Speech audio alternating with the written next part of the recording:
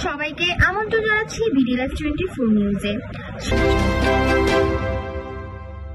সীতাকুণ্ড উপজেলায় 2 নং বাড়িয়াঢালা ইউনিয়নের অন্তর্গত 2 নং ওয়ার্ড পূর্ব লালানগড় গ্রামের ইব্রাহিমের বাড়িতে প্রতিবন্ধী শাহানার ঘর পড়ে যাওয়ায় ত্রাণ সামগ্রী পাঠিয়েছেন অধ্যাপক লায়ন আসলাম চৌধুরী, সাবেক যুগ্ম আহ্বায়ক, বাংলাদেশ জাতীয়তাবাদী দল কেন্দ্রীয় কমিটি।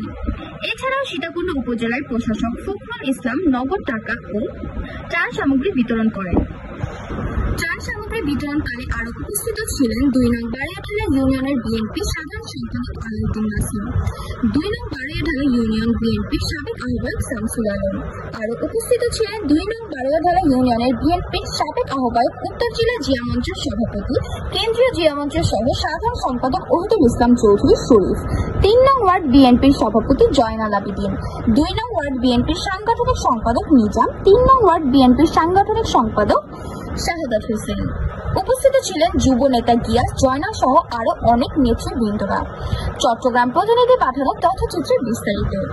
খবর তো এসেছে আমাদের এখানে একজন দরিদ্র মানুষ, তিনি প্রতিবন্ধী ওনার ঘর আগুনে গত রাতে করে দিয়েছে।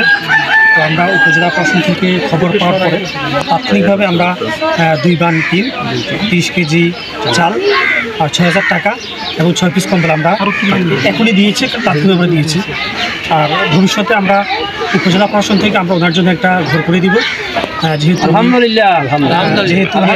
একজন অসহায় মানুষ, একজন প্রতিবন্ধী মানুষ। আমরা সবসময় অসহায় মানুষের পাশে, প্রতিবন্ধী মানুষের পাশে থাকতে চাই, তার জন্য কাজ করতে চাই। তো আমরা আমরা খুব তাড়াতাড়ি আমরা ওনার জন্য একটা ঘর ব্যবস্থা করে দিব ইনশাআল্লাহ। ধন্যবাদ।